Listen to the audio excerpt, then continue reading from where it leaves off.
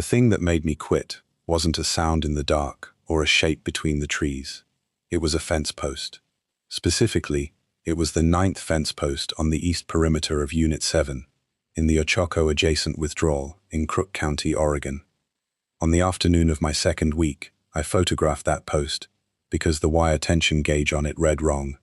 When I came back 4 days later to recheck it, the post was 11 feet farther east than my GPS said it should be, and my own photograph, same camera, same memory card, timestamp intact, showed it 11 feet east too, not moved in the photo. It had always been there.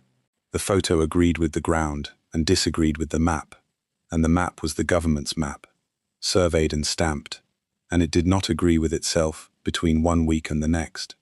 I want to be clear about why that matters, because if you don't work with survey control, you'll hear, a fence post moved, and picture something silly. Fence posts don't move 11 feet. Frost heave gives you an inch, maybe 2, over a hard winter. Cattle rub a post loose and it leans. Nothing on God's earth walks a driven steel T-post 11 feet east and redrives it plumb, and then edits the photograph you took of it. That is not a maintenance problem.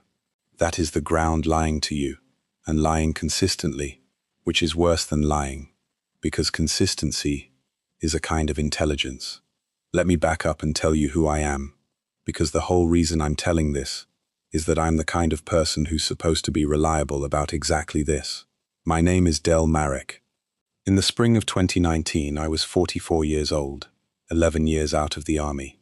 I did survey and mapping in a topographic engineer battalion, which is a boring job that keeps you alive because you learn to trust instruments and distrust your gut.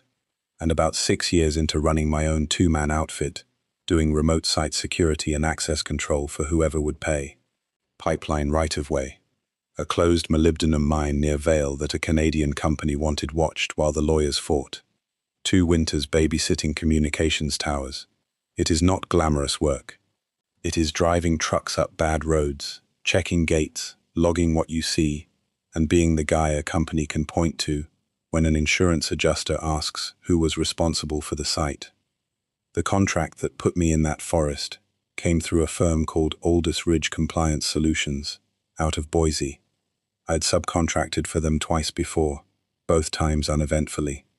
In March, a man named Perry Vance called me, Aldous's operations coordinator, a guy I'd met once, wore golf shirts, talked like he was always reading the next line off a screen, and asked if I could staff a perimeter integrity and environmental observation contract in Central Oregon for 6 months, possibly renewable. Federal end client, he said, routed through Aldous as the prime. The land was under an administrative withdrawal, which is government language for public land that's been pulled off the table for a specific reason and closed to entry. He said the work was low complexity, high documentation. He said the pay was $61 an hour with a per diem, which for standing around a forest was roughly double what I was used to. I asked what agency.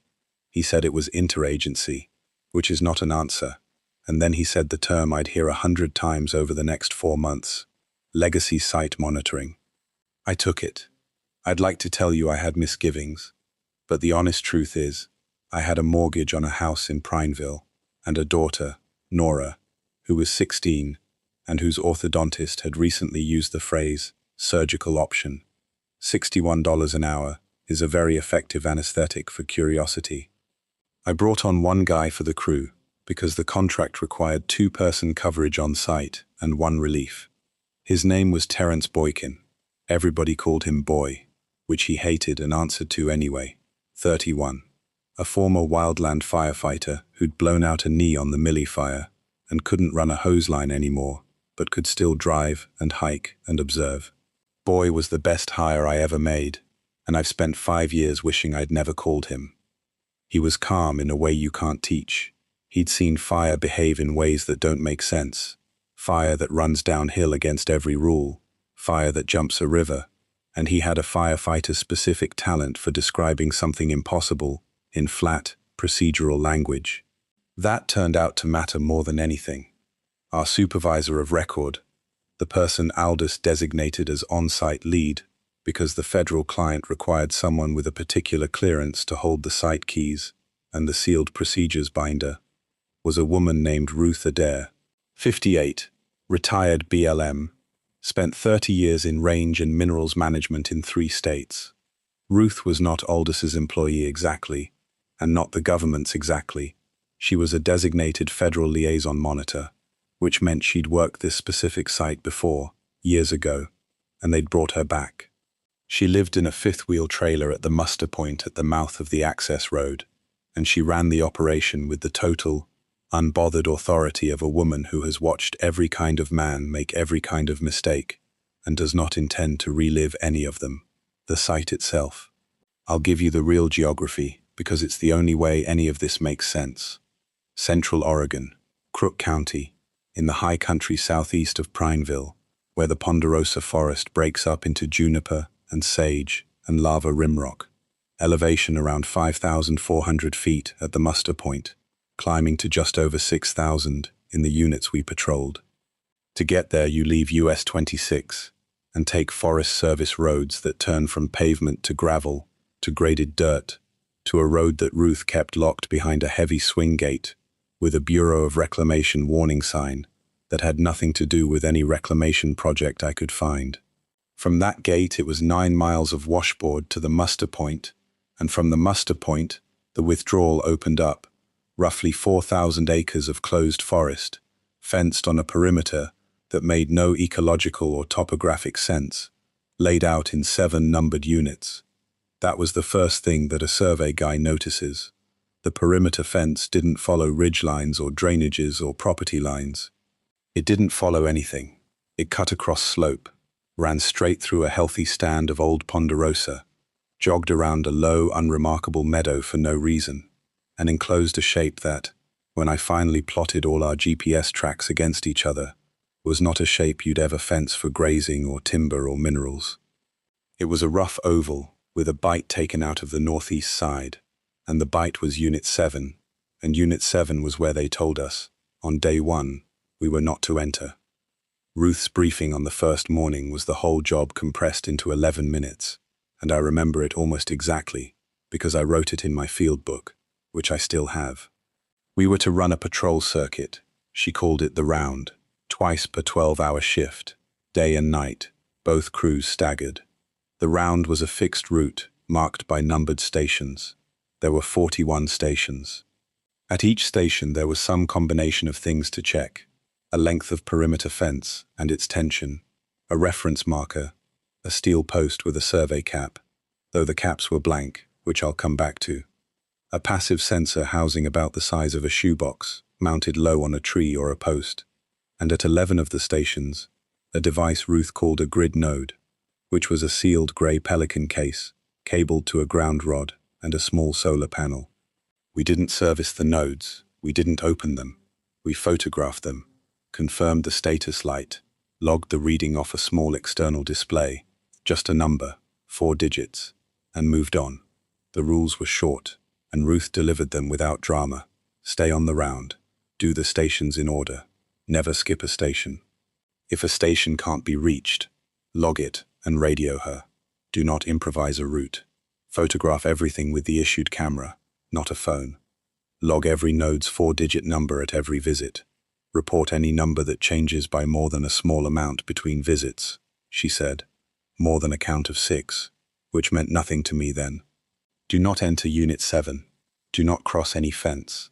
And, this one she repeated, if you find a station where the reference marker is missing, do not look for it. Log it as missing, mark your position, and continue the round. Report it at end of shift, in person, to her, not over the radio. Boy asked the obvious question. What are we monitoring for? Fire? Poachers? Some endangered thing? Ruth said, you're monitoring for change. If nothing changes, you're doing it right. Then she said the sentence that I turned over in my head for 4 months. She said, the last crew got sloppy about the round, because nothing ever happens out here. Nothing ever happening is the entire point. The day something happens, the round is the only thing that'll tell us where. I took that, at the time, as a range manager's way of saying the job was boring, and we shouldn't get lazy. That is not what she meant. She was warning us.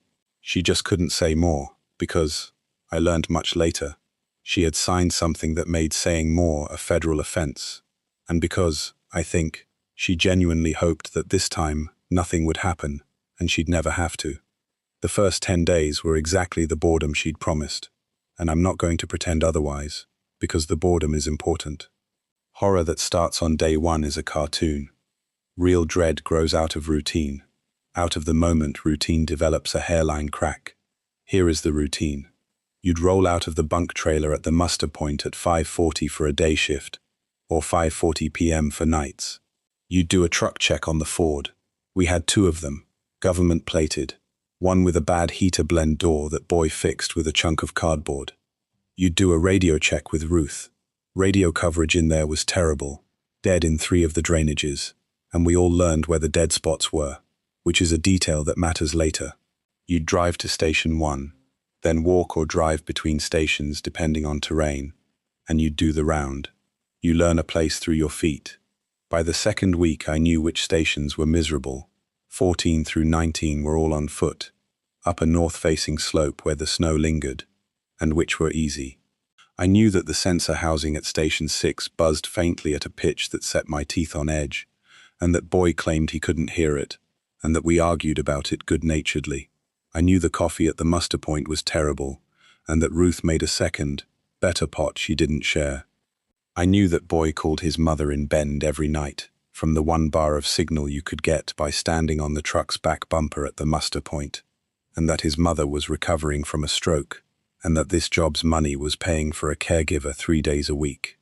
I knew Ruth kept a paperback Western on the dash of her truck, and never seemed to advance past page 40.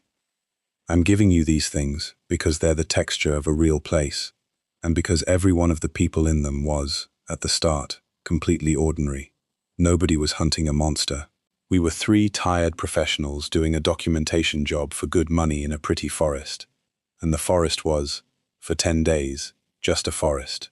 Juniper and ponderosa, and the smell of warm pitch. Grey jays following us for handouts. A herd of mule deer we saw most mornings near Station 22. The first thing that was wrong, I almost didn't notice, and when I did, I explained it away. And I want to walk you through that honestly, because it's the most important part. It was the deer. The mule deer, near Station 22, a doe and 2 others. We saw them every morning for the first 8 days, in the meadow on the west side of the round. On day 9, I noticed we hadn't seen deer in a couple of mornings. On day 11, I noticed there was no deer sign anywhere on the eastern third of the round. No tracks, no scat, no browse line. And it wasn't just deer. Boy pointed it out first, actually, in his flat firefighter way, at Station 27. He said, "You hear that?" I said, "Hear what?" He said, "Nothing. There's no birds." He was right. From about Station 25 through Station 31, the arc of the round that ran nearest Unit 7's fence, there were, on that morning, no birds, no jays following us, no juncos in the sage, nothing. And then at Station 32, as the round curved back away from Unit 7, the birds came back, all at once, like walking out of a soundproof room. Now, there are ordinary reasons for a quiet patch of forest. A hawk in the area shuts the little birds up. Deer move for forage and water, and hunting pressure. I told Boy exactly that, and I believed it. And we logged nothing, because the birds were quiet, is not a reportable observation for a perimeter integrity contract. That's the correct professional call. I'd make it again, but I'm a survey guy, and survey guys are cursed with the habit of writing things down, and then comparing them. And that night, off shift, I did something I didn't have to do. I took the camera and I pulled up the photos from the round, and I laid the station photos out on the fold-down table in the bunk trailer, and I looked at the tree line behind each station in sequence, because I was bored and because the quiet had bothered me more than I'd admitted. And I found the first real thing. Not a ghost, a measurement. At Station 28 there's a big ponderosa in the frame, off to the left, maybe 60 feet behind the station post. I had a photo of it from day 2 and a photo from day 11, Same station, roughly the same camera position, because you stand where the ground lets you stand. In the day 2 photo, the tree stood straight. In the day 11 photo, it leaned. Not much, a few degrees, toward the east, toward Unit 7. A tree can lean. Wind throws them. Root plates fail. A wet spring loosens the soil. One leaning tree is nothing. So the next morning I looked, on purpose, at the trees along the quiet arc from station 25 to 31, and I want to tell you what I actually saw. In the flat language Boy taught me is the only honest way to say these things. The mature trees in that arc, the big old ponderosa, not the young ones, leaned east, not all at the same angle. The ones nearest the Unit 7 fence leaned most. The lean decreased with distance from the fence, smoothly, like a graph. On the west side of the round, away from Unit 7, the same species of tree, on the same kind of slope, stood plumb. Trees don't lean toward a direction as a group, unless something makes them. Prevailing wind does it, but the prevailing wind out there is from the west-northwest, which would push trees to lean east-southeast if it pushed them anywhere, and coast range and cascade wind lean is a slow thing that takes decades and shapes the crown, the branches, not the trunk. This wasn't crown flag. These were straight-trunked old trees tilted at the base, and the tilt was organized by distance from a fence, and, this is the part that took the top of my head off, quietly, alone at that table, I had a photo of one of them standing straight 9 days earlier. I measured it the only way I could. I put the 2 station 28 photos side by side, and used the station post, which is a known height, 4 feet 6 from ground to cap, as a scale. Best I could figure, that ponderosa's crown had moved about 4 feet east at the top, over 9 days. A tree that size doesn't do that. If a tree that size did that, you'd have a torn root plate and a mound of heaved soil at the base, a wound you could see from the road. There was no wound. The ground at the base was undisturbed, needle duff, unbroken, no crack, no heave. The tree had leaned 4 feet without the soil noticing. I went outside and stood in the cold, and thought about it the way the army taught me. Assume you're wrong first. Camera angle. No. I'd controlled for that with the post. Different tree. No. Same broken limb at 40 feet. Same fire scar at the base. It was the same tree. Frost or wind between visits. The soil said no. Lens distortion. Wouldn't move one tree and not the post beside it. I ran out of ordinary explanations, which is a very specific and unpleasant feeling, like reaching the last stair in the dark and finding the floor isn't there. I didn't tell Boy that night. I told myself I wanted more data, which was true, and I also just didn't want to say it out loud, because saying it out loud makes it real, and I wasn't ready. I did one more thing, and this is the thing that ended part 1 for me, the moment the job stopped being a job. I went back to Ruth's briefing rules in my field book, and I read the one about the reference markers again. If a station's reference marker is missing, don't look for it. Log it, mark position, report in person. I'd thought it was odd but hadn't thought about it. Now I did. Why would markers go missing? Who steals a blank-capped survey post out of a fenced federal closure with no public access? And why report it in person and not on the radio? I flipped back through my logs. 41 stations, 10 days, 2 rounds a shift, our crew and the relief crew. And I found that at station 30, right in the middle of the quiet arc, nearest Unit 7, the reference marker had been logged present on days 1 through 6. On day 7, the relief crew logged it missing. On day 8, our crew logged it present again. On day 9, missing. Day 10, present. A survey post that a federal contractor is instructed never to search for was appearing and disappearing at a station in the exact arc of forest where the birds had gone silent and the old trees had begun, measurably, over days, to lean toward a place we were forbidden to enter. I sat with the field book open and did the arithmetic that I think Ruth had done 30 years ago and prayed she'd never do again. The rules weren't a checklist. They were a containment protocol written by people who already knew. Stay on the round, because the round is a boundary. Log the node numbers, because the node numbers are counting something. Report a count that changes by more than 6, because 6 is the number where whatever they're counting has moved. Don't look for a missing marker, because the marker isn't lost. It's on the other side, and they didn't want us to find out what pulls a driven steel post out of the ground and takes it east. I hadn't been hired to patrol a forest. I'd been hired to hold a fence line that something, years ago, had already learned how to cross. The morning after I sat up with the field book, I did the only sensible thing, which was to try to prove myself wrong. I've learned that when you find something impossible, the impossible is almost never the first answer.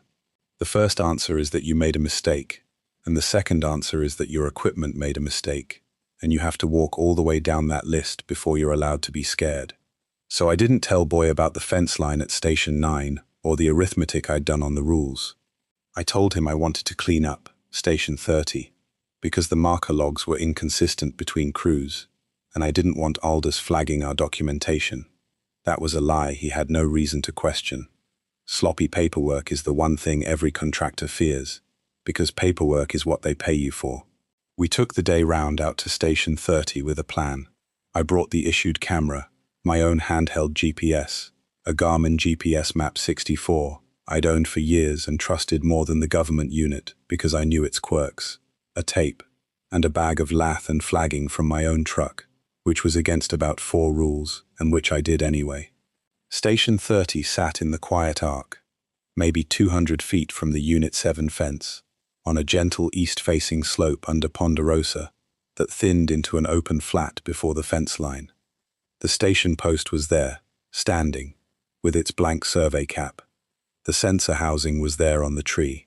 The reference marker, the separate steel post with its own blank cap, the thing the logs said kept vanishing, was there too, that morning, standing plumb about 30 feet uphill and west of the station post. First thing, I shot the marker, from the station post, from 4 cardinal directions, with a scale. Then I put the Garmin on the marker cap, let it settle, and recorded the position. Averaged it for 4 minutes. I did the same on the station post. Then I ran a tape between the two. Station post to reference marker, along the ground, 31 feet 4 inches. Then Boy said, "Why is this one different?" I said, "Different how?" He was crouched at the base of the reference marker, and he had his hand flat on the ground. "The dirt," he said. "Every other marker post out here, the ground's grown up around it. Grass, duff, whatever, been in the ground years. This one," he wiggled it, and it moved, just slightly, the way a post moves when it's been driven recently into loose fill. "This one's fresh. And look," he brushed the needle duff away from the base. The soil right around the post was different from the soil a foot away. A foot away, it was the grey-brown of that whole slope, packed, rooted through with grass. Right at the post it was looser, darker, and mixed through it were small chunks of a heavier, reddish clay soil that I did not see anywhere else on that flat. "That's not from here," Boy said. He'd spent years reading dirt for fire crews, where it'll hold a line, where it'll burn under you. The clay's from somewhere wetter, lower. This got hauled in. So here was the first crack in the ordinary explanations, and I want to walk through the ones we killed, because we killed them carefully. Explanation 1.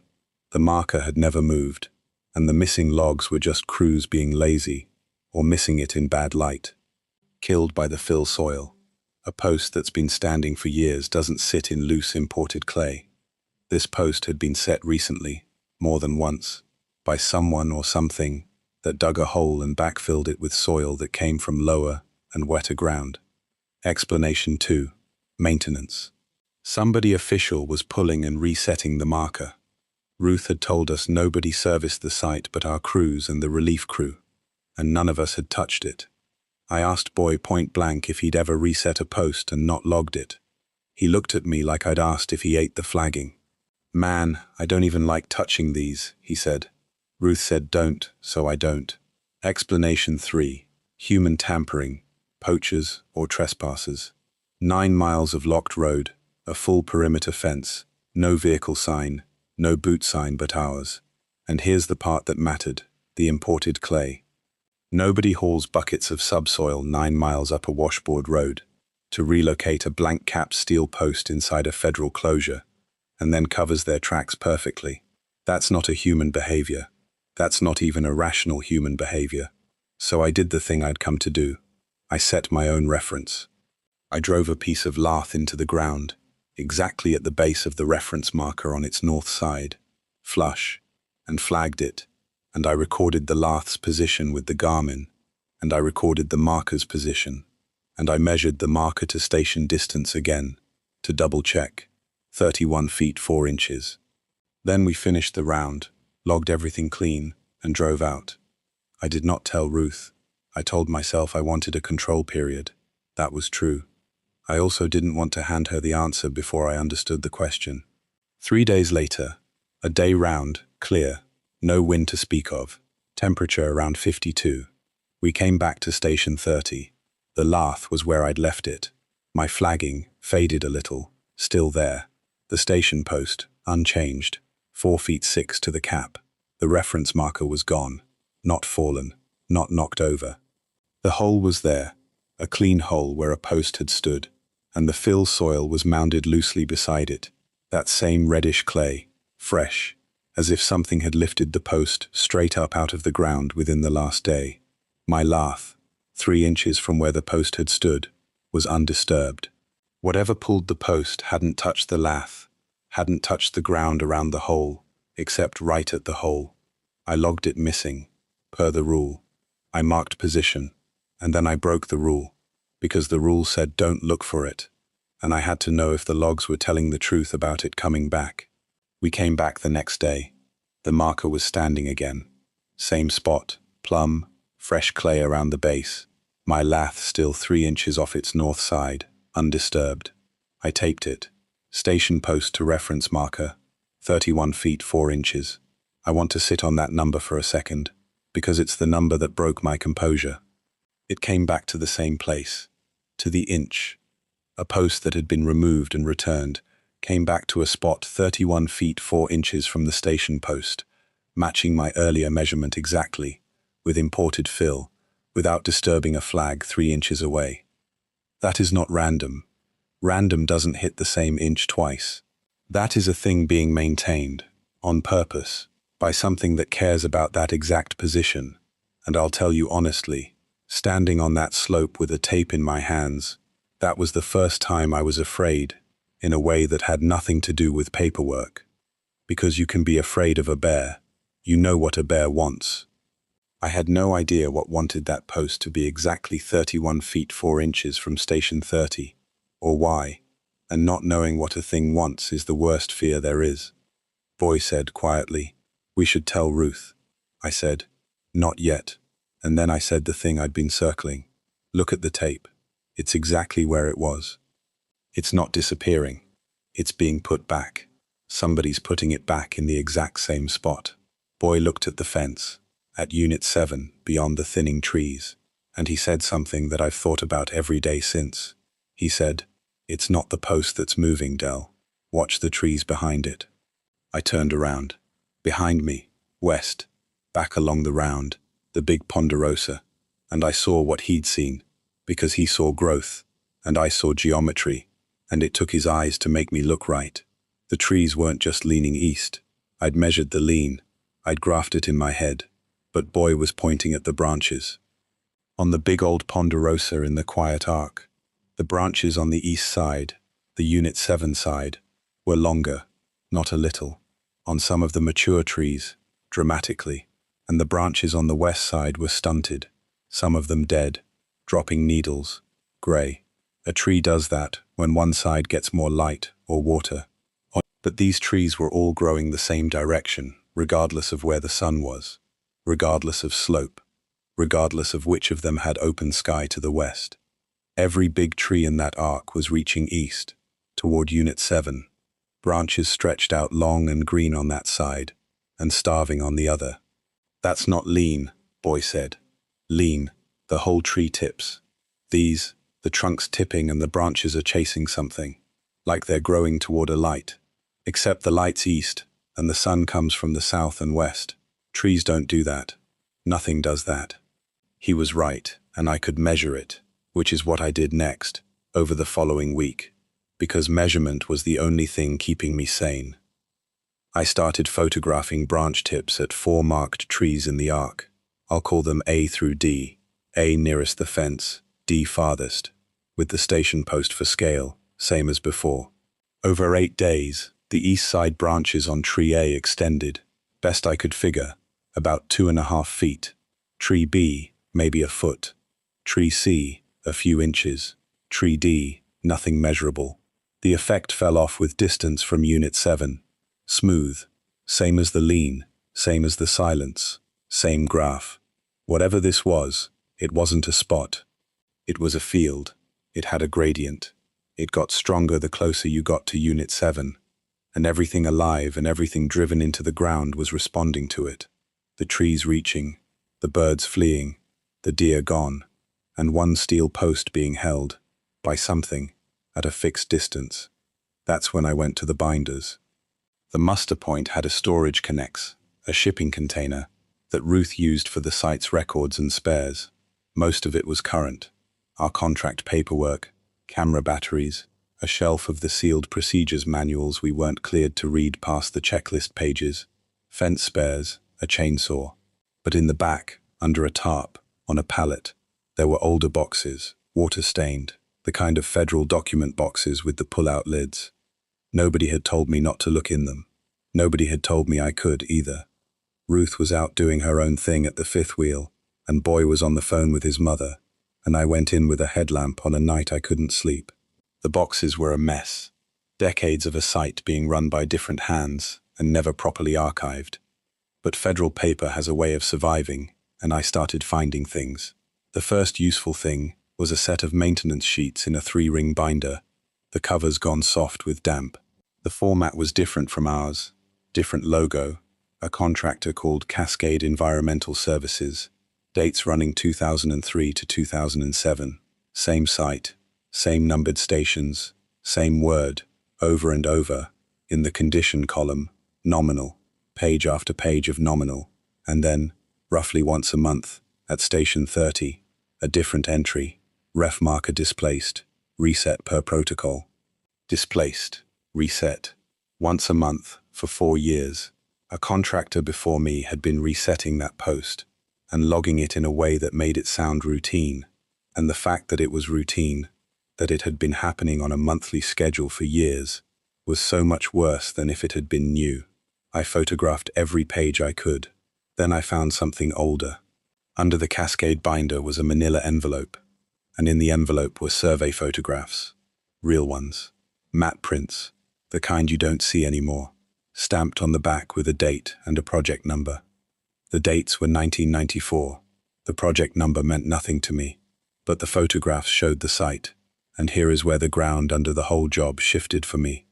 In our current documents, the ones Perry Vance had emailed me, the withdrawal paperwork, the site description, the closure was described as established in 1998, following what the paperwork called, and I'm quoting, a subsurface incident of record at a decommissioned facility, 1998. Every official date on the site pointed at 1998. These photographs were from 1994, and they showed a fence.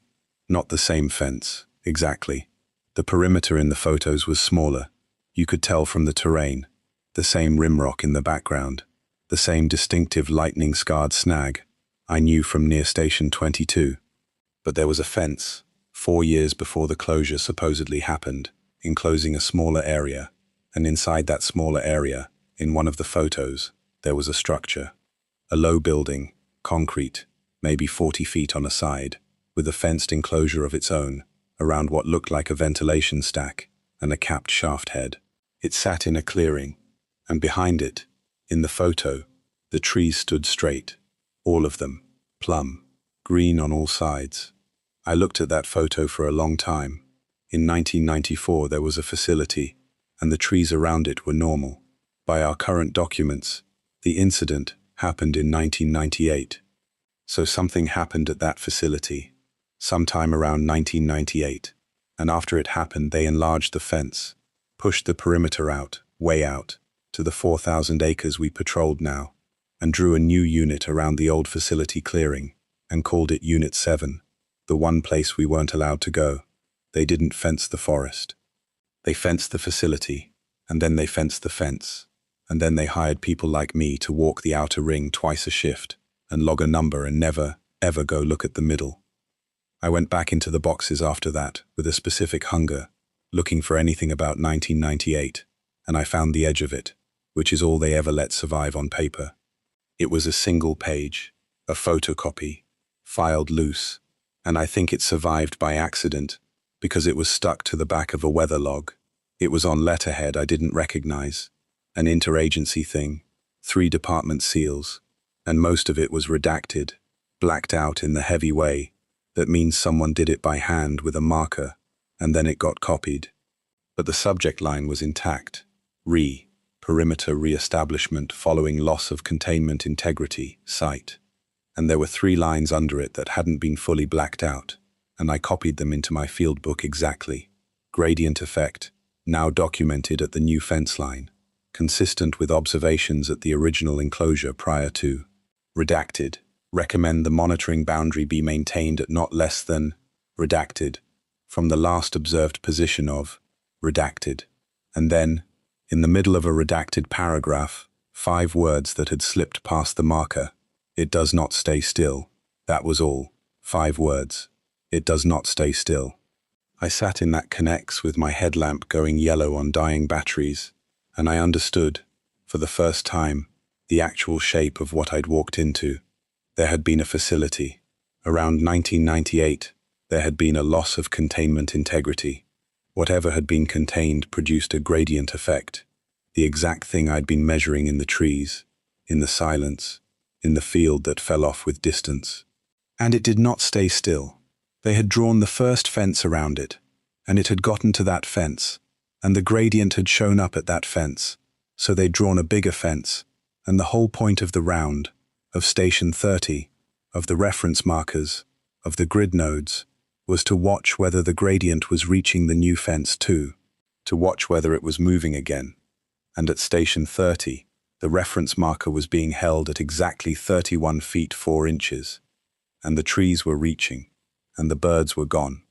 The gradient wasn't at the fence yet, but Station 30 was inside the outer ring, 200 feet from Unit 7's fence, and something was maintaining a boundary there, in imported clay, to the inch. I need to tell you about the grid nodes now, because everything I'd learned made me look at the nodes differently, and the nodes were where the horror stopped being historical and became present tense. Remember the rule: log every node's 4-digit number every visit. Report any change greater than a count of 6. There were 11 nodes on the round. I'd been logging them for 3 weeks, and I'd never actually looked at the numbers as data, because that's not what we were told to do. We were told to log them and flag big changes, and no change had ever been big. That night, after the Connex, I went back through all our logs and the relief crew's logs, and I plotted every node's number over 3 weeks. 10 of the 11 nodes were flat. They'd read the same 4-digit number, give or take 1 or 2, every single visit for 3 weeks. Environmental noise. Fine. The 11th node, the one at Station 29, the node nearest Unit 7 in the quiet arc, was not flat. It had been drifting, slowly. In 3 weeks its number had climbed by a total of 5, never more than a count of 1 or 2 between any 2 visits, which is why nobody had ever flagged it, because the rule only caught a jump of 6. But the trend was dead straight. Up 1, up 1, up 2, up 1, like something approaching, like a tide gauge. And here's the part that made me put the pen down. Over 3 weeks it had risen by 5. The reporting threshold was 6. Ruth had told us, report a change greater than 6. Not 6 over 3 weeks, 6 between 2 visits, a jump. But I understood now that 6 wasn't arbitrary. 6 was where they decided it mattered, and the Station 29 node was at 5 and climbing, 1 step at a time, toward 6. Whatever the nodes measured, the one closest to Unit 7 was measuring more of it every day, and it was almost at the number the government had decided was the line. I told Boy the next morning, all of it. The fence photo, the 1994 date, the loss of containment, the 5 words, the node at station 29. I laid the printed photos and my field book on the fold-down table, and I watched him read it, the way he'd read that dirt. Slow, not reacting, taking it in. When he finished, he didn't say anything dramatic. He said, "So the trees are the thermometer, and the node's the thermometer, and they're both saying the same thing. Then, we need to tell Ruth what we found, and we need to ask her straight." We did, that evening, at the 5th wheel. And this is where Ruth stopped being just our supervisor. I put the 1994 photograph on her little table. She looked at it, and she didn't pretend surprise, and she didn't pretend anger that I'd been in the connects. She looked tired in a way I hadn't seen. She said, "You were survey. I read your file." Then she said, "How far along is 29? Not what are you talking about? Not those are restricted." She said, "How far along is 29? Which told me she knew about the node, knew it drifted, knew what the number meant, and had been sitting 9 miles up a locked road, waiting for it to move. I said it was at 5. Something went out of her face. She got up and poured herself coffee from the good pot, and didn't offer us any. And then she sat back down and told us as much as I think she was legally able to tell us, which was not much, and every word of it made the thing bigger.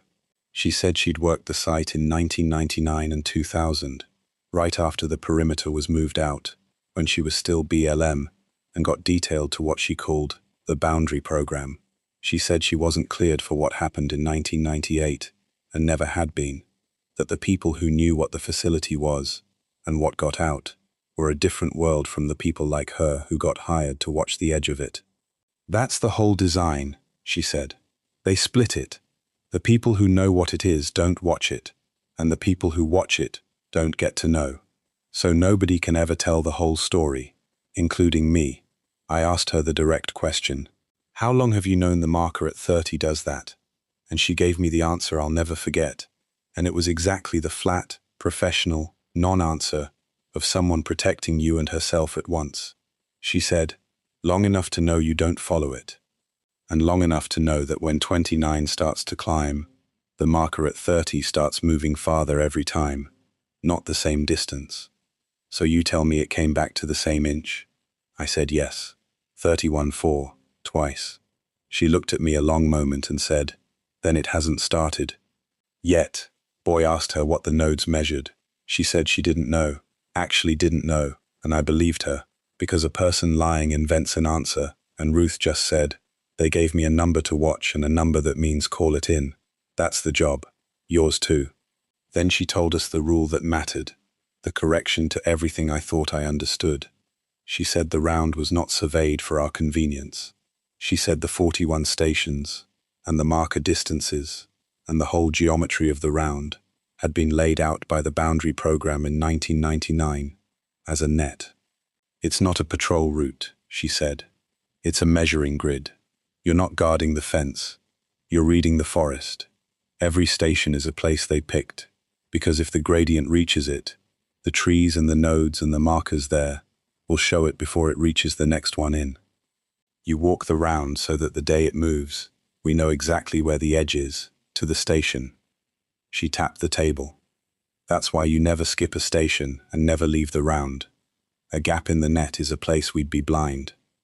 That reframed every step I'd taken for 3 weeks. I hadn't been patrolling. I'd been a sensor. We all had. Walking a grid somebody drew 20 years ago, around a thing that had already broken one fence, taking the temperature of a forest, so that when the fever spread past the line, someone in an office somewhere would know which 200 feet to worry about. The first thing that actually endangered a person happened 4 days later, and it happened to Boy, and it happened exactly the way Ruth's warning about when it starts said it might, and I still don't fully understand it, and I've decided that's honest, so that's how I'll leave it. We were running the night round, split. I took the west arc on foot. Boy took the truck around the road to cover the east stations, and we'd meet at station 32. Standard. Radios checked out at the muster point. I knew the dead spots. The worst was the drainage between station 27 and 29, where you lost Ruth and each other, completely, for maybe 4 minutes of walking.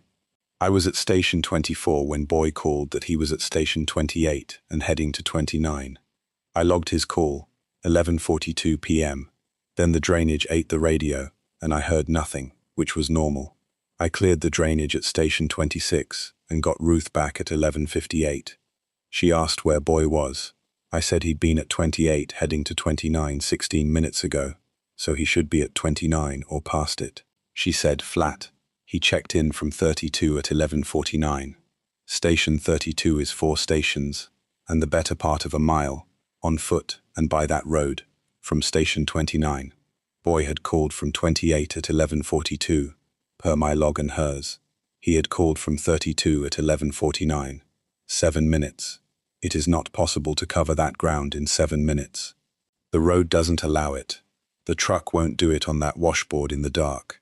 It's physically not there in the time. I got to station 32 at 12:20. Boy was sitting on the truck's tailgate. He was fine. He looked at me and said, "You take your time or what?" He thought he'd been waiting a few minutes. He remembered driving from 28 to 29, logging the node, driving onto 32. Ordinary. He had no memory of anything strange, and no lost time from his side. From his side, it had all taken the normal 20-odd minutes. But here's the thing I made him do. Because I'd stopped trusting memory, mine or anyone's. I made him show me the truck. And I photographed the odometer, and I compared it to the number I'd photographed at the muster point at the start of shift, which I'd started doing after the marker business. And the odometer said he'd driven the distance, the full distance, 20-some minutes of road, on the clock, was on that odometer. The truck agreed with reality. The radio log, his voice, on tape, at 11:49, saying, 32 Boykin, nodes nominal, agreed with the impossible. I want to be careful here, the way Ruth taught me, and the way the army taught me, and not tell you the scary version. I'll tell you the version I can defend. 2 records that should match did not match. The odometer and my watch said, Boy took 20 minutes to drive from 28 to 32. The radio timestamps, his and Ruth's and mine, 3 clocks, said his transmission from 32 came 7 minutes after his transmission from 28. One of those is wrong. Every ordinary explanation I can build, a clock error, a misheard station number, a doubled log entry, I chased down over the following days, and none of them survived. The radio's timestamp automatically off the same base unit. Boy said 32, clearly on the tape. Ruth logged it independently. There is no version where those 7 minutes are a mistake. Something in that drainage, on that night, put Boy's voice at station 32, 7 minutes after it was physically possible for him to be there, near the exact arc where the node was climbing towards 6, where the trees reached east, where the marker was held to the inch. The gradient we'd been measuring in wood and dirt had, for the first time, touched a clock and a man. We did everything right after that. We reported it to Ruth in person, in full, with the photos and the odometer and the tape. Boy documented his own recollection in writing while it was fresh, which is exactly what you're supposed to do, and which he did without being asked, because he was that kind of hire. We checked the radios against each other and against a 4th handheld from spares. We discussed, seriously, whether to stop the operation, and Ruth said the thing that kept us there, which was that if the gradient was reaching the round, stopping the round was the one thing that would blind the people who needed to see it. You want to walk away right when the net matters most, she said. And she was right, and I hated that she was right, and we stayed. I went back to the node data with the 7 minutes in my head, and I plotted station 29 one more time, current through that night's readings, and that is where part 2 ends, because that is the moment the whole thing changed shape for me. The station 29 node, the night Boy lost his 7 minutes, read 6 higher than it had 3 weeks earlier. It had crossed the line. 6. The number Ruth had been sent up a locked road to wait for. But that's not the thing that made me sit down on the Connects floor with the printouts. The thing was this. I finally overlaid our current node numbers on a single sheet I'd found folded in the very bottom of the 1994 envelope.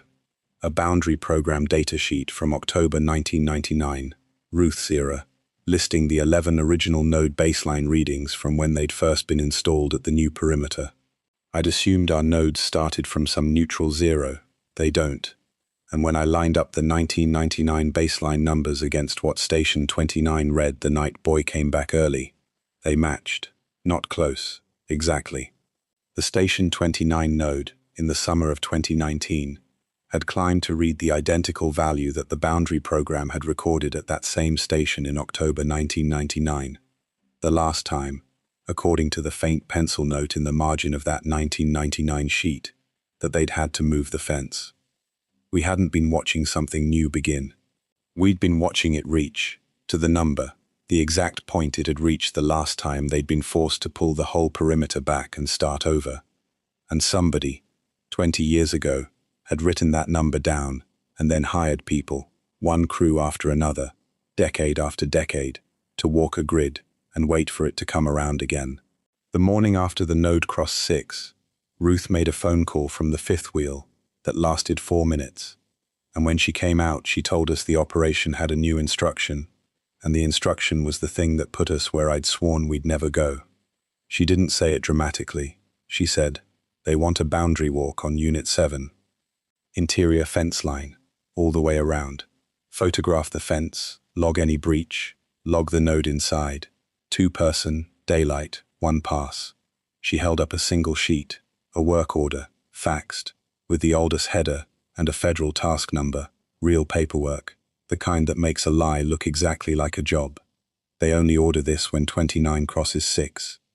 Last time was 1999. There's a procedure for it, and I've done it once, 20 years ago. There was a node inside Unit 7. I hadn't known that. 11 nodes on our round, plus a 12th, inside the forbidden unit, on the interior fence. And until that morning, nobody had told us it existed, because nobody was supposed to go near it until the number came around. Boy asked the question I was thinking. If 29 hitting 6 is the sign it's moving again, why are they sending us toward it? Ruth's answer was the kind of thing that only sounds cold if you've never done government fieldwork. She said, because they can't decide whether to move the fence again without knowing how far in it's already got. And they can't know that from out here. Somebody has to go read the inside. She looked at us both. It's in the contract you signed. Environmental observation. Restricted areas as directed. You can decline. I won't hold it against you. But if you decline, I do it alone, and I'm 58, and I don't move like I did in 99. I've thought a lot about why I said yes. It wasn't the money by then.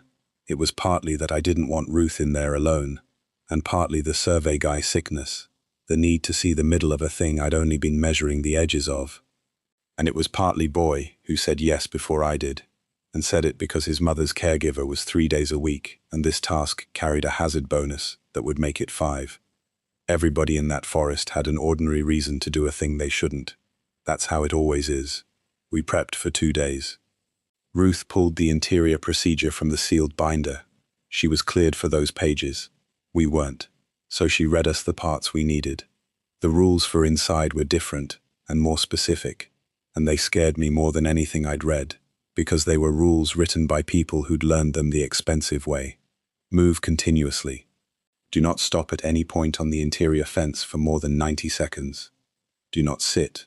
Do not set anything on the ground and leave it. Keep the fence on your left hand the entire circuit, always the same direction, counterclockwise, and never cross to the inside of it. If you become separated, do not search. Return to the entry gate. Photograph the interior node. Log its number. Do not linger near it. And the last one, which Ruth read twice. If the fence line ahead of you does not match the fence line behind you, stop and go back the way you came and count your steps out loud. Boy asked what that last one meant. Ruth said, "It means what it says." If the fence stops looking the same, you don't trust it. You trust your own steps. She didn't explain further, and I don't think she could. We went in on a Thursday, mid-June, clear, calm, temperature climbing through the 60s. At 9 a.m., through the interior gate on the northwest corner of Unit 7. Ruth ran comms from the muster point this time. She'd fought about that, wanting to walk it, and I'd won by pointing out that if it went wrong we needed someone outside who knew the site, and she was the only one. She gave us a radio check every 10 minutes on a schedule and told us the dead spot inside was the whole east side, near the old clearing. The first thing about the inside of Unit 7 was that it was quiet the way the Ark was quiet, but total. No birds, no insects, no jays. And the trees. Out on the round, the big trees leaned east and reached east. Inside Unit 7, they didn't lean toward a direction. They leaned toward a point, toward the center, the old clearing. The whole stand of them tilted inward, like the ribs of something, like iron filings around a magnet you couldn't see. And the closer to the center a tree stood, the more it leaned. Some of the ones near the middle canted at angles that should have thrown them down, standing anyway on undisturbed ground. We kept the fence on our left and moved. Boy read the forest, and I read the fence, and the map, and the steps, and we talked. Low, ordinary talk, because Ruth had told us to. Keep talking, it keeps you honest about the time, and I understand now that the talk was a procedure too, a way of anchoring two clocks to each other, so that if one of us slipped 7 minutes, the other would catch it. The interior node was on the east fence, near the clearing, in the dead spot. We got there about 40 minutes in. It was the same grey Pelican case as the others, but its display wasn't 4 digits. It was 5. And the number on it was large, and it was climbing while I watched it. I stood the permitted 90 seconds, and it changed twice in 90 seconds. Up one, faster than anything on the round had ever moved. I photographed it, logged it, and we moved on. Because the rule was, don't linger, and I have never in my life wanted to obey a rule more. Past the node, the fence ran along the edge of the old clearing, and through the interior fence, maybe 100 feet in, I saw the facility for the first time in real life, instead of a 1994 photograph. The concrete building was still there, the 40-foot box, roof intact. The fenced enclosure around the shaft head was there, but the clearing in the 94 photo had been open grass, and it wasn't grass now. The ground of the clearing, all the way to the building, was bare, not burned, not dead, just bare, dark, and it was not flat. It was mounded and furrowed in long, low ridges that radiated out from the shaft head like something under the soil had pushed up and out in every direction. Slow, over years, a frozen splash, and the ridges pointed at us, at the fence, at the round. The thing had a center, and the center was the shaft, and everything, the trees, the ground, the gradient we'd been graphing for a month, was arranged around it, reaching outward, and the outermost furrows in that clearing were close enough to the interior fence that I could see the newest one hadn't quite reached it. A foot of undisturbed ground between the last furrow and the fence. A foot, Boy said quietly. That's what pushed the clay up. At 30, that red clay, it's from down there. It's coming up from the shaft and moving out under the ground, and it came up at 3,200 feet outside this fence. He was right, and I knew he was right, and it was the worst thing I'd understood yet, because it meant the marker at Station 30 wasn't being moved by something walking the surface. Something was working under the round already, far outside Unit 7, and the fence, this fence, the one we were told never to cross, was not the edge of it. The edge of it was out where we walked every night. We kept moving. Fence on the left, and this is where the last rule stopped being words. On the south side of Unit 7, coming back around toward the entry gate, the fence line ahead of me didn't match the fence line behind me. I want to say exactly what I mean, because it's the hardest thing to say plainly. Behind us, the fence ran through open, thinned forest, the way it had the whole circuit. Ahead of us, the same fence, the same posts. I could see the run of it. It went into a stand of trees that hadn't been there 30 seconds before. Dense, mature, the kind of stand that takes 80 years to grow, closing over the fence line ahead so I couldn't see more than 40 feet of it. I stopped. Boy stopped. He'd seen it too, he said, flat as ever. That wasn't there, and I checked my step count against the map, because that's what Ruth said to trust, and my steps said we were 300 feet from the entry gate on open ground. and my eyes said we were about to walk into old growth that didn't exist. We did what Ruth said. We turned around and went back the way we'd come, keeping the fence now on our right, counting out loud, both of us, together, and I have never felt anything as strongly as I felt the wrongness of walking away from a gate that should have been close and back along a fence toward the node. But we counted, and we trusted the count. And behind us, I looked once. The dense stand of old trees was gone, and the open forest was there again, and ahead the way we'd come was ordinary, and we walked out the interior gate 240 counted steps later, on the northwest corner, where we'd come in, 40 minutes the wrong direction from where our eyes had put us. The odometer of that memory doesn't add up either. By my step count and my watch, the circuit took an hour and 50 minutes. Ruth's comms log, from the outside, put us inside for 3 hours and 10. Neither of us was hurt. Both of us were changed. And I'll tell you how in a second, because the personal consequences are the part I've never told anyone. But first the node reading, because I promised evidence, and this is the evidence that mattered. The interior node, 5 digits, climbing while I watched. When I got the photo onto the laptop that night and read it clean, it matched a number 2, not the 1999 baseline, something worse. Ruth, when I showed her, went to the sealed binder and came back with a single laminated card, the kind of thing that's kept because it's the whole point, and on the card were the 12 node values from the original enclosure, the small one, in the 1994 photo, before 1998. The interior node's reading, June 2019, matched the value the original enclosure's center node had recorded in the last month, before the 1998 loss of containment. Ruth read it and set the card down and said, "That's not the 99 number, that's the 98 number." And then she said the thing that told me she finally understood it. Wasn't a repeat of 1999, it was a repeat of 1998. In 99, it reached the fence, and we moved the fence. In 98, it reached this. She tapped the card, and it didn't stop at a fence, it came out. The furrow was a foot from the interior fence. The interior node read the number from the month before it last came out, and it was climbing 1 every 45 seconds.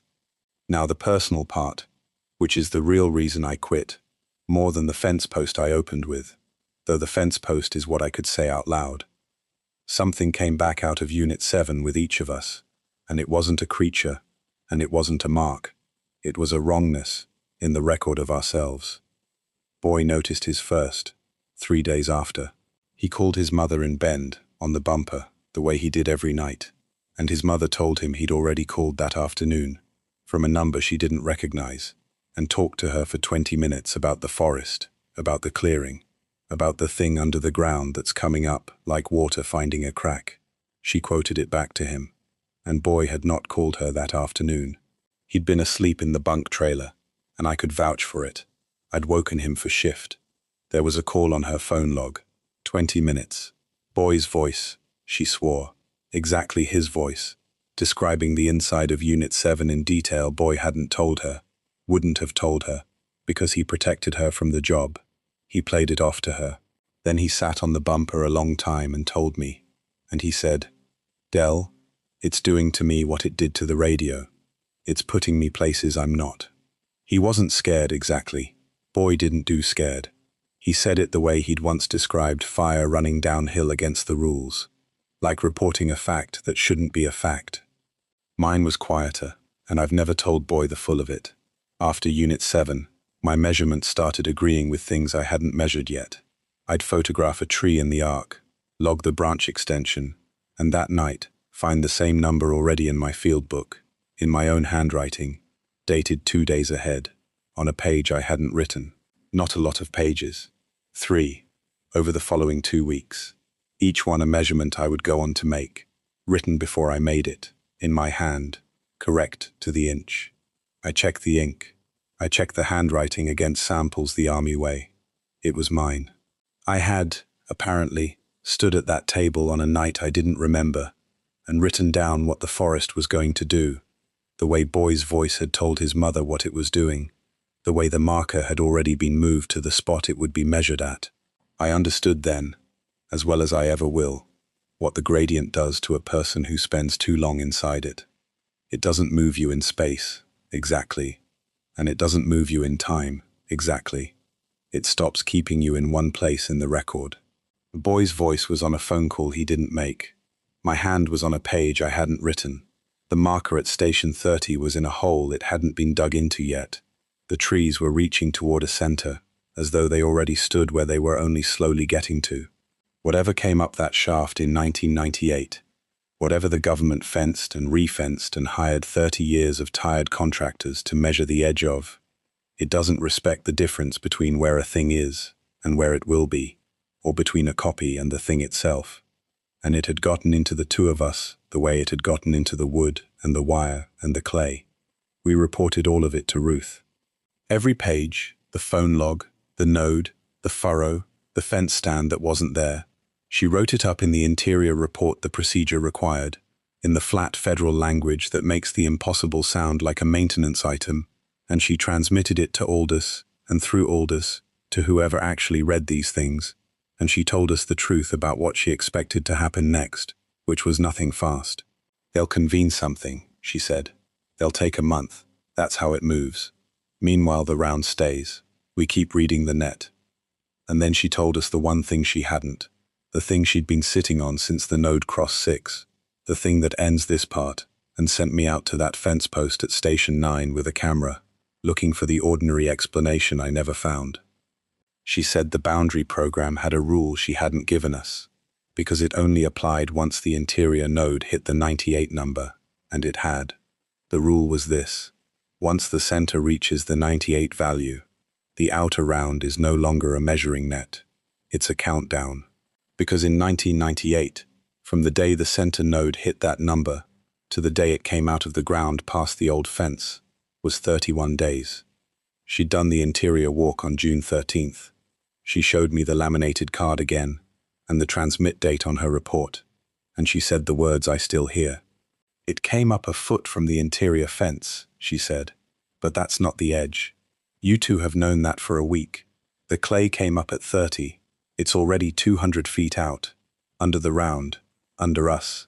She looked at the calendar taped inside the Connect's door. 31 days from the 13th is July 14th. And the last furrow outside, the fresh clay. I had you go photograph the whole round this morning. You didn't ask why. I hadn't. She'd sent us out at dawn to reshoot every station, and I'd assumed it was documentation for the report. The fresh clay's not at 30 anymore, she said. It's at 26 now, and 22. It came up overnight at 3 stations, all of them a station closer to the muster point than the last time. It's not spreading in a circle out from Unit 7 anymore. She put her finger on the map, on our muster point, on the 5th wheel, on the bunk trailer where we slept, on the Connects where we stood. It's coming this way, straight at us. And there's no fence between it and here. The government's response came the next morning, and it came exactly the way Ruth had said it would, which is to say quietly, on paper, with a phone call and a fax, and no urgency at all. And that was the thing that frightened me more than any furrow in the ground. Urgency would have meant they were surprised. There was no urgency. There was procedure. At 7:10 a.m., Perry Vance called the 5th wheel. Ruth put him on the little speaker because she wanted witnesses, I think, more than she wanted us informed. And Perry read from a script, in the flat voice of a man who has been told to read a script and not deviate. He said the task order was being amended. He said interior and boundary measurement activities were suspended effective immediately. He said the crew was to secure all field records, including photographic media and personal field notes, and prepare them for retrieval by a designated federal representative. He said the access road would be restricted, beginning at noon. He said we would continue to be compensated through the end of the pay period, which is the kind of thing you say to people you are getting rid of. And then he said the sentence that told me the people above him understood everything, that none of this was news to them, that the whole thing had a shelf and a binder somewhere. He said, do not attempt to relocate any reference markers or grid nodes. Leave the network in place. Leave the network in place. They were shutting us down, restricting the road, and taking our records. But the net, The 41 stations, the markers, the nodes, that stayed. Because the net wasn't ours, and it wasn't for us. It never had been. They were closing us out of it, and leaving it running for whoever came next, the way they'd left it running for us after Cascade Environmental, after the Boundary Program, after Ruth in 1999. You don't dismantle a thermometer because the fever got worse. You just stop letting the patient read it. Ruth thanked Perry, in a voice with nothing in it, hung up, and sat for a while. Then she said, 20 years I waited to see if they'd do exactly this, and they did it in one phone call. She looked older than she had the day before. Retrieve the records, restrict the road, leave the net. Word for word what they told my supervisor in 99. I heard him take the call. She got up and made the good coffee, and this time she poured 3 cups, and she set them down, and she told us about 1999. All of it, finally. The thing she'd been carrying up that locked road, every rotation for 2 decades. She'd come onto the Boundary Program in the spring of 99, 6 months after the 98 event, a mid-career BLM range specialist, detailed in because she knew Central Oregon dirt and could run a survey crew, and, she said, because she wasn't cleared for anything that would make me ask the wrong questions. The perimeter had already been moved once by then. That was the 98 aftermath, the small original enclosure abandoned, the new bigger fence thrown up in a hurry. Her job, and the job of the 8-person crew she'd been part of, was to establish the permanent net, survey the 41 stations, set the reference markers, install the first-generation nodes, and read the gradient as it, her word, settled. It didn't settle, she said. That summer it moved again, same as now. The center number climbed, and one morning the clay came up outside the fence, and we had 31 days of it walking out toward us, station by station, and I watched grown men who'd surveyed all over the West lose their composure over a fence post that wouldn't stay put. She turned her coffee cup a quarter turn on the table, a habit I'd seen her do all summer, and I understood now it was something she did when she was choosing what she was allowed to say. We had a man named Harlan Voss, chief of party, 30 years surveying. In the 3rd week his field book started filling up ahead of him, measurements he hadn't taken yet, in his own hand, dated forward. She looked at me. She'd known, when she read my file, when I told her about my pages. She'd known the whole time and let me find it myself, because there are things you can't tell a man, you can only let him discover. Harlan figured it out before any of us. He said the book wasn't predicting anything. He said the forest had already finished. He said, and I've never forgotten it, we're not measuring it approach. We're the last part of it that hasn't caught up yet. Boy said, very quietly, what happened to Harlan? Ruth said, on day 31 the clay reached the muster point, the old one, half a mile north of this one, and nothing came up out of the ground, and nothing chased anybody. It just, the boundary stopped mattering. That's the only way I can say it. One morning the net read one thing, and by afternoon, every node on the whole grid read the center value, all of them at once, like the whole 4,000 acres had become the inside. And Harlan wasn't at the muster point that afternoon. His truck was. His book was. Finished. Every page filled. He wasn't.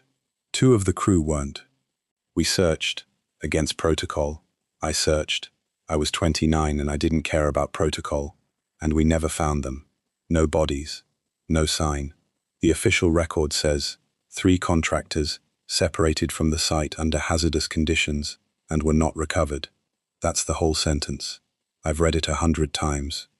She'd stayed in the Boundary Program after that, not because they made her, because, she said, somebody who'd seen it needed to be the one who was here if it woke up again, so it wouldn't be 8 people who'd never been warned. She'd been coming up that road for 20 years, watching a number, waiting to find out whether Harlan's book had been describing that summer or describing the next time. And now I know, she said. It was describing both. It doesn't tell them apart. Here is where 2019 stopped being a repeat of 1999, and where my job, the actual thing I know how to do, mattered for the first time all summer. because Ruth's story had a shape, and the shape didn't match what our net was showing, and I'm a survey guy, and mismatched shapes are the only thing I'm genuinely good at. In 1999, the clay had walked outward from Unit 7 in a widening ring, station by station, radially, until on day 31, the whole grid flipped to the center value at once. Uniform, symmetric, a circle growing until it swallowed the net. Ours wasn't a circle. I'd been plotting the fresh clay stations every morning since the interior walk, and that night, with the retrieval coming at noon the next day, I laid all of it out on the Connects floor under the dying headlamp one more time. The station map, our node numbers, the clay dates, everything. And I did the one thing nobody in 1999 had the data to do, because they'd only had one event to look at, and I had theirs and mine both. The clay wasn't spreading in a ring. It was spreading along a line. Station 30, then 26, then 22. And 26 and 22 aren't a ring out from Unit 7. They're a corridor, a straight corridor, running from Unit 7 toward the muster point, along the exact line of the round where the trees leaned hardest and the birds had gone first, the quiet arc. In 1999, the thing had expanded like water filling a basin. In 2019, it wasn't filling, it was reaching, along a single azimuth. And I ran the azimuth with a protractor on the map, and extended the line past the muster point, and the line, extended, didn't just hit the muster point. It hit it and kept going, out the access road, down the 9 miles of washboard, toward the locked gate, toward the highway, toward Prineville. Boy looked at the line over my shoulder, and he said the thing that made me trust it, because it came from his side of the forest, not mine. He said, "That's a fire line." I said, "What?" He said, "That's how a fire moves when it stops burning like a fire and starts running on something underneath. A fuel bed, a wind channel, a slope. It stops spreading in a circle, and it picks a direction, and it runs. It found a corridor. Something down there is a better path than the rest, and it's following it." He looked at the extended line, at the road, at the gate. In 99, it didn't have anywhere better to go, so it just filled up. This time it's got a road. I want to be careful, the way I've tried to be careful this whole account, and not tell you the scary interpretation as if it were fact. Here's what I can defend.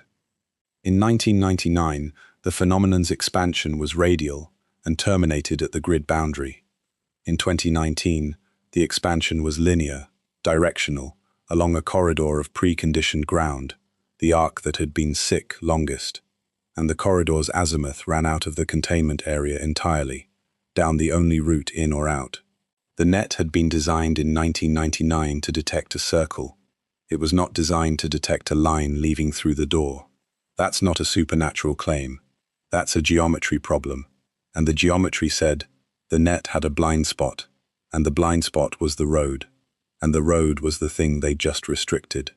At noon, with everybody's records going out on it. That was my decision, and I'll tell you exactly how I made it, because the prompt of my own conscience has asked me that question every day since. The federal instruction was clear: secure all records, including personal field notes, for retrieval.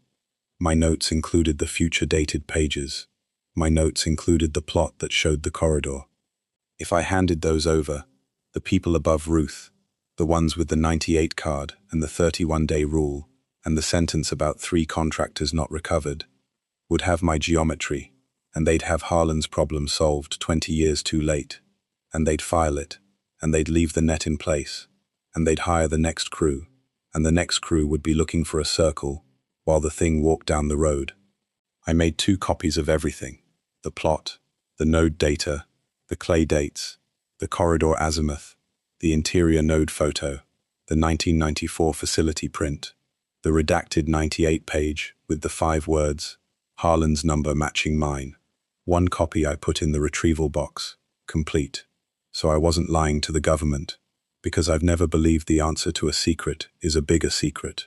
The other copy I put in a waterproof case in my own truck, because I've also never believed the answer to a thing that eats records is to have only 1 copy, held by the people who'd already lost 3 men, and written it up in a single sentence. That was the choice. Not heroic, a survey guy's choice. When the map and the ground disagree, you keep your own field book, because the official map has been wrong before and will be wrong again, and someday, somebody's going to need to know where the edge really was. We didn't wait for noon. Ruth made the last decision, and it was the one the prompt of her whole life had been building to, and she made it the way she'd made every decision that summer, without drama. She said, "In '99 we followed protocol, and we lost Harlan on the road, out on the wrong day. The protocol says, secure and wait for retrieval." The protocol was written for a circle. She looked at my plot on the floor. "You're telling me it's on the road?" I said, "The geometry said it was headed for the road." I couldn't tell her when. In 1999, it had been 31 days from the center, hitting the 98 value, to the boundary failing. The interior node had hit that value on June 13th. This was July 11th, 28 days. If ours ran the same clock, we had 3 days. But ours wasn't running the same shape, so I didn't trust the clock, and I told her so. "Then we don't wait 3 days to find out," Ruth said.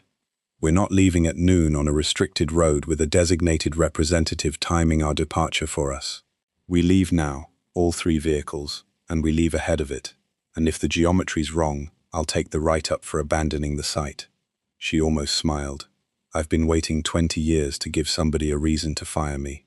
We loaded out fast, before dawn had fully come up.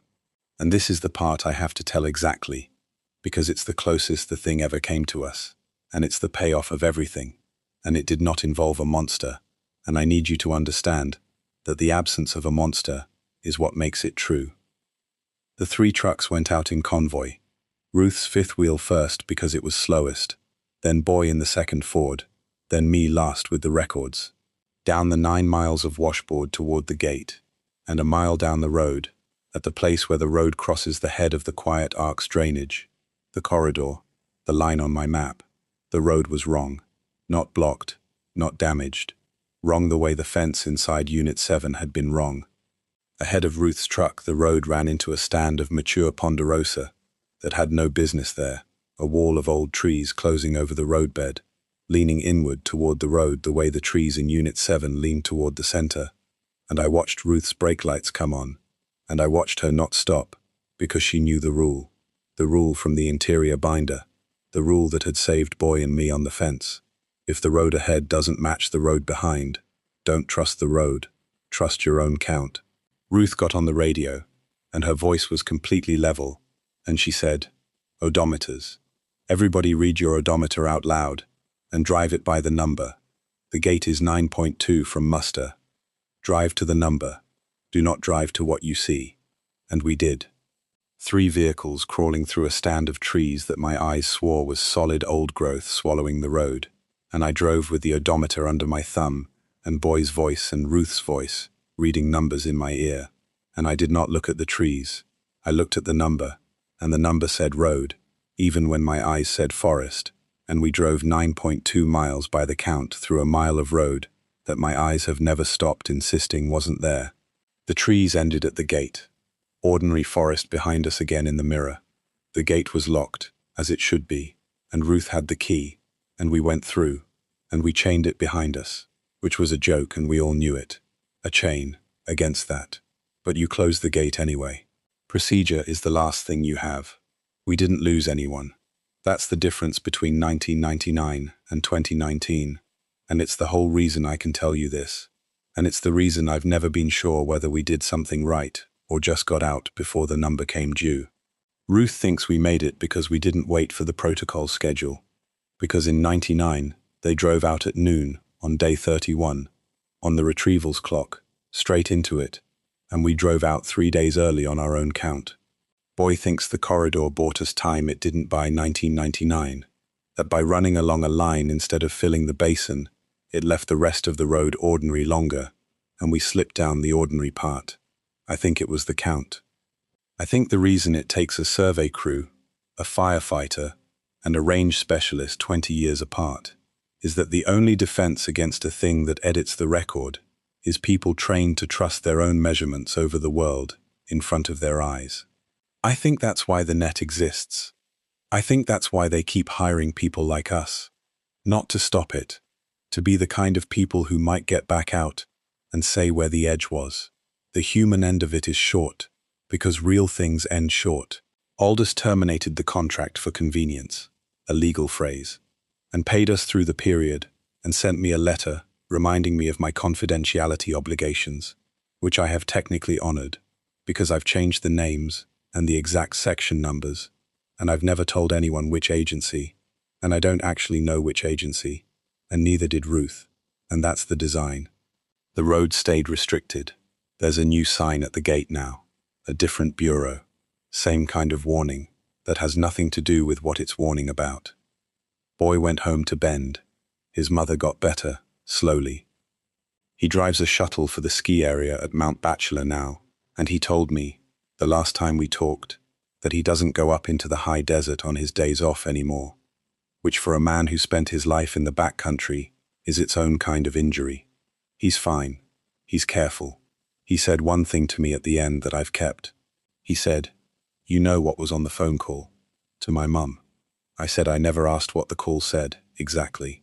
He said, it told her I loved her, and to have the caregiver on Tuesdays, because Tuesdays would be hard. He was quiet. She didn't need a caregiver on Tuesdays back then. She does now. The stroke this spring. It's Tuesdays that are hard now. He didn't say anything else, and neither did I. The call hadn't been random. It hadn't been a ghost. It had been a page from the finished book, the way my future measurements were pages from the finished book, read out loud a little early. Ruth retired for real this time. She closed her involvement the way she'd wanted to for 20 years. She wrote her own account, the full one, everything she'd never been allowed to record, and she gave a copy to me, and kept a copy, and told me the rest was for after, and I understood. She'd stayed 20 years so the next 8 people wouldn't be unwarned. Now there was a warned person, me, with a waterproof case in a truck, and she could stop. She lives in Sisters. We have coffee sometimes. She still turns the cup a quarter turn when she's deciding what she's allowed to say, even now, when there's no one left to keep the secret from. I quit the profession, not all at once, and not dramatically. I finished 2 contracts I owed, and then I let the LLC lapse, and I took a job with the county road department in Prineville, running survey for culvert replacements and intersection improvements, work where the ground stays where you put the marker, where the map and the world agree, where the biggest surprise is an old water line nobody documented. Nora got her surgery. She's at Oregon State now.